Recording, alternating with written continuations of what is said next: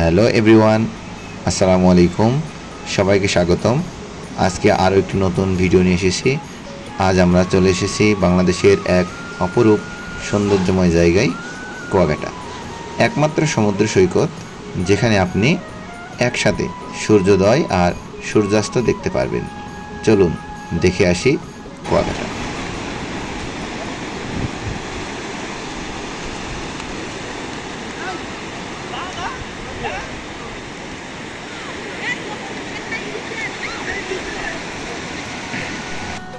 আমার যাত্রা শুরু হয় রাজশাহী থেকে। পথ ছিল অনেক লম্বা, কিন্তু খুবই সুন্দর। রাস্তার ধারে নারকেল গাছ, গ্রামীণ প্রাকৃতিক দৃশ্য আর ঠান্ডা বাতাস। কুয়াকাটা পৌঁছেই মনে হলো যেন শহরের কোলাহল থেকে অনেক দূরে এসে পড়েছি। যাবার সময় পায়রা সেতু অতিক্রম করলাম। অসাধারণ ছিল সেতুটি।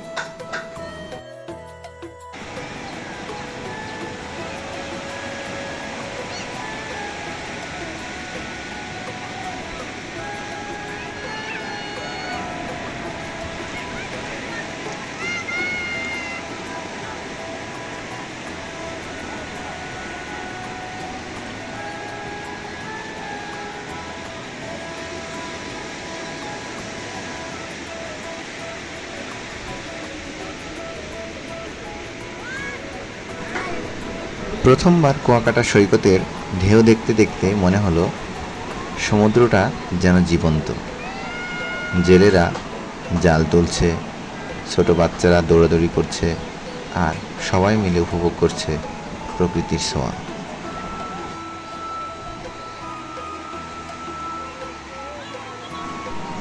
কুয়াকাটা বাংলাদেশের দক্ষিণাঞ্চলের পটুয়াখালী জেলায় অবস্থিত এক মনোরম সমুদ্র সৈকত, যা সাগরকন্যা নামে পরিচিত। কুয়াকাটা বাংলাদেশের অন্যতম জনপ্রিয় পর্যটন কেন্দ্র, যা তার প্রাকৃতিক সৌন্দর্য আর বৈচিত্র্যের জন্য ভ্রমণ পিপাসুদের মনে বিশেষ স্থান দখল করে নিয়েছে। বিশাল বিস্তৃত সমুদ্র তট, সাদা ফেনায়িত ঢেউ আর অনন্ত দিগন্তের সৌন্দর্য কুয়াকাটাকে করেছে অনন্য।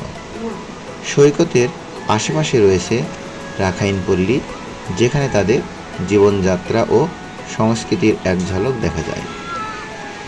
এছাড়াও রয়েছে শুটকি পল্লী, গঙ্গামতি ম্যানগ্রোভ বন, কেরানীপাড়া বৌদ্ধ মন্দির সহ আরও অনেক দর্শনীয় স্থান। কুয়াকাটা শুধু ভ্রমণের জন্য নয়, বরং প্রকৃতি ও সংস্কৃতিকে কাছ থেকে অনুভব করার এক চমৎকার স্থান।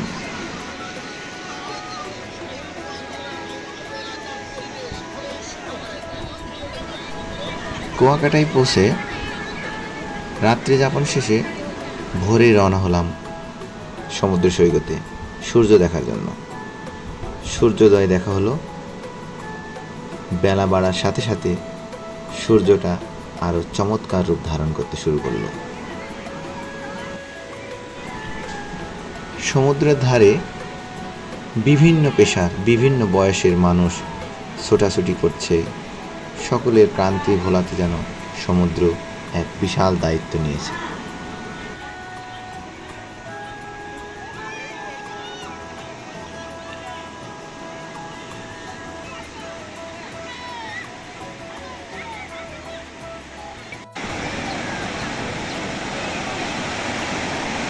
কেউ বা সৈকতে গোসলে ব্যস্ত, কেউ আবার খেলায় মত্ত, কোনো কোনো যুগল আবার হেঁটে পায়চারি করছে।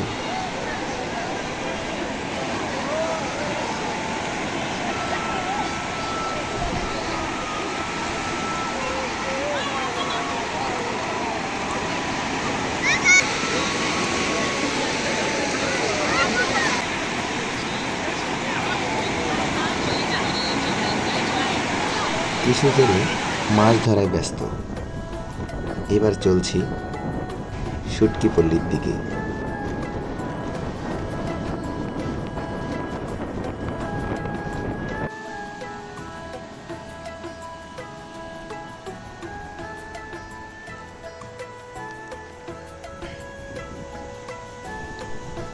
যাওয়ার রাস্তাটা যদিও খুব বেশি ভালো না, তবে এরপর যারা যাবেন তারা ভালো রাস্তায় পাবেন, কেননা মোটর সাইকেলে যেতে হচ্ছে।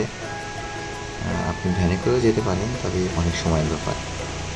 তো জেলেপাড়ার সামনে দিয়ে আমরা গেলাম।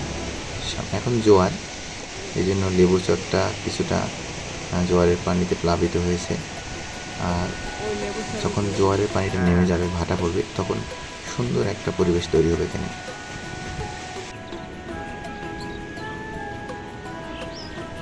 এই এলাকায় প্রচুর জেলেরা মাছ ধরে এবং এর পাশেই শুটকি পল্লী, জেলেপাড়া, এবং এখানকার যে সমুদ্র ঢেউ দেখেই বোঝা যাচ্ছে যে এটা কত সুন্দর একটা জায়গা। একটা কথা না বললেই না, যে কেউ যদি মোটর সাইকেলে বিভিন্ন জায়গাতে যায় এবং মোটর সাইকেলে যাওয়ার প্ল্যান করে, সে অনেক জায়গা দেখতে পারবে। কুয়াকাটাতে শুধু সমুদ্র সৈকত নেই, বরং অনেক জায়গা রয়েছে যা অনেক পর্যটকই দেখতে পারে না। তো আমরা এরপরে পরবর্তী গন্তব্যে গেলাম ম্যানগ্রোভ বন। অসম্ভব সুন্দর একটা জায়গা। আর এই জায়গা দিয়ে আপনি যদি মোটরসাইকেল চালিয়ে যান বা মোটরসাইকেলে বসে থাকেন, এত সুন্দর ফিল যে না গেছে সে বুঝতে পারবে না। সমুদ্র সৈকতে ঠান্ডা বাতাস আর বাতাসের শস্য শব্দ, আর ম্যানগ্রোভ বনের যে অপরূপ সৌন্দর্য, যে দেখেনি আর যে দেখেছে তার কখনোই সমান হতে পারে না। এবার ঝিনুক সংগ্রহের পালা। সমুদ্রের কিনারা দিয়ে যে এত পরিমাণ ঝিনুক পড়ে আছে যা আপনি কল্পনা করতে পারবেন না। কিছু ঝিনুক সংগ্রহ করে নিয়ে আসলাম। সেগুলো এত পরিষ্কার আর এত স্বচ্ছ, যদিও জোয়ারের পানি এখন নেই, নেমে গেছে। তাই ঝিনুক সংগ্রহ শেষে একটু নিচের দিকে নেমে গেলাম এবং পরিষ্কার স্বচ্ছ পানিতে ঝিনুকগুলো ধুয়ে নিলাম।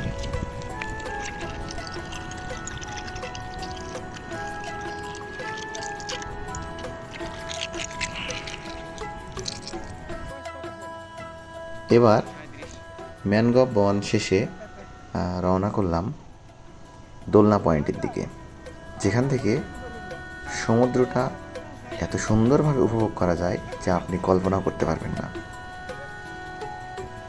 মোটরসাইকেল নিয়ে যাচ্ছি, রাস্তার দুই পাশে মরা পচা গাছ, অন্যরকম একটা অনুভূতি, যেখানে জনবল নেই বললেই চলে। মাঝে মাঝে দুই একজন পর্যটককে দেখা যায় যারা মোটরসাইকেলে করে এসেছেন। আমি মনে করি কুয়াকাটা আসলে অবশ্যই সব জায়গাতে আসা উচিত। এই যে এখানে কি পরিমাণ ঝিনুক পড়ে আছে আপনি একবার চিন্তা করুন। এভাবে প্রায় জায়গাতেই এইভাবে ঝিনুক পড়ে আছে। অনেক পর্যটক আবার এখানে আসতে পারে না, কেননা যে সমস্ত মোটরসাইকেলওয়ালা আছে তারা একটু দূর দিয়ে ঝাউবনে চলে যায়, যার জন্য এই জায়গাটা মিস হয়ে যায়। আর যারা জানে তারা অবশ্যই আসে। এই সমস্ত গাছের সারি, বাম পাশে পুরাতন গাছগুলো, আসলে ইতিহাসের সাক্ষী এই গাছগুলো। আর এর মাঝখান দিয়ে আপনি যাবেন, এটা অন্যরকম একটা অনুভূতি।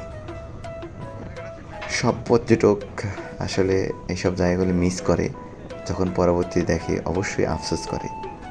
আর আমি এই আফসোসগুলো করতে চাই না। আপনারা দেখতে পাচ্ছেন অনেক পর্যটকরা এখানে এসেছেন এবং ছবি তুলছেন।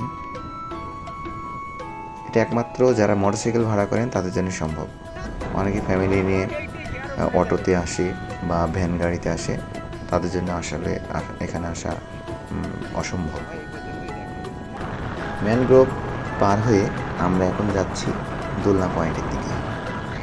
অনেকগুলো দোলনা সেখানে রাখা আছে এবং পর্যটকরা সেখানে শুয়ে শুয়ে বিশ্রাম করতে পারে। আপনি যদি ইচ্ছে করেন যে দোলনাতে বসে দোল খাবেন অথবা আপনি ঘুমাতে চান, আপনি ঘুমাতেও পারবেন।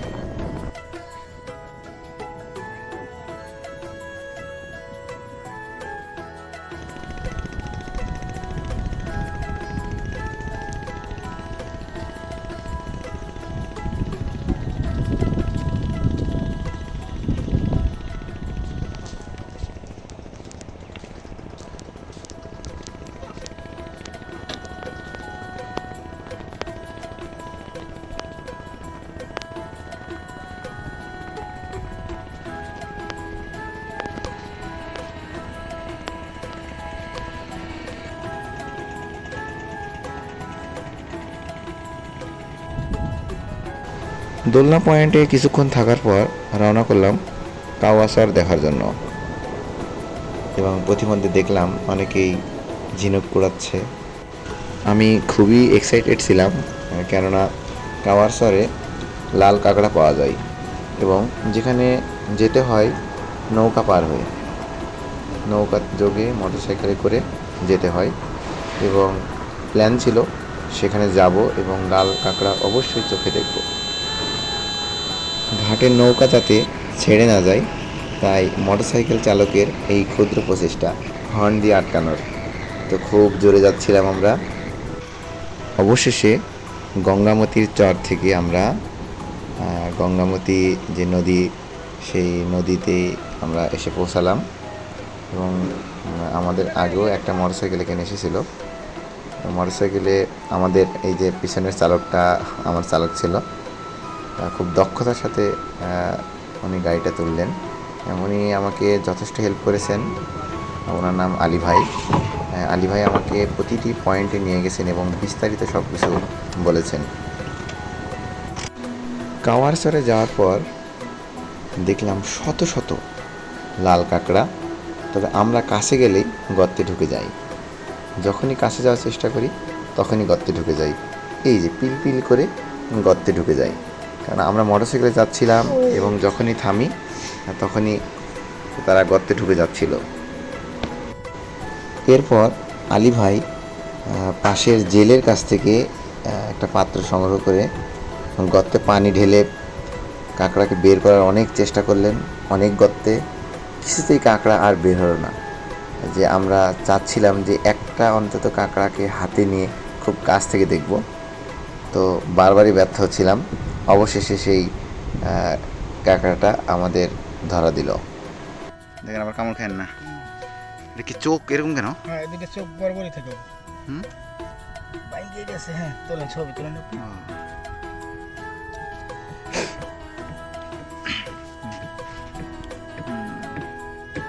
কাওয়ারসরে লাল কাঁকড়া দেখার পর পাশেই ঝাউবন। এরপর ঝাউবন অতিক্রম করে আমরা পরবর্তীতে চলে গেলাম রাখাইন পল্লী এবং বৌদ্ধ মন্দিরে।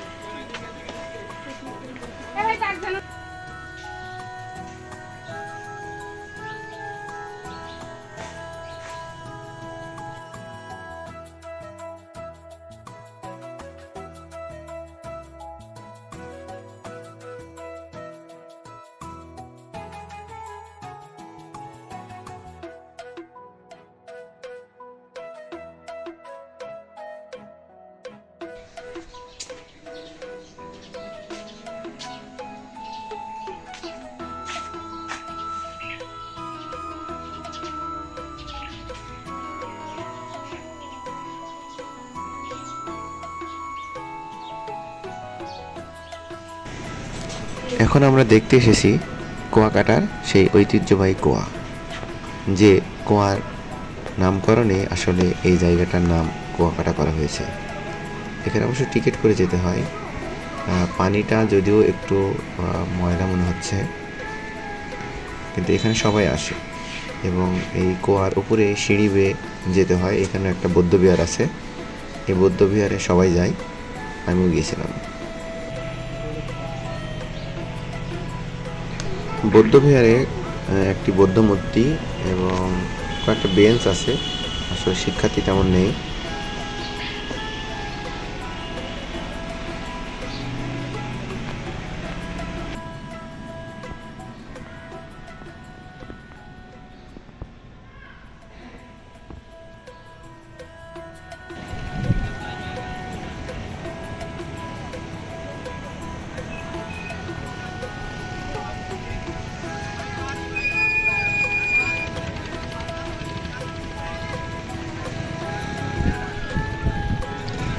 সন্ধ্যা হতে চলল, সৈকত পুরো ঘুমিয়ে আছে আর আমি দাঁড়িয়ে এই অপার্থিব দৃশ্য দেখছি। দিনের শেষে সূর্যটা যখন ধীরে ধীরে নিচে নামছিল, মনে হলো সময় থেমে গেছে। সমুদ্রের ঢেউ, রক্তিম আকাশ, এই সৌন্দর্য ভাষায় বোঝানো যায় না।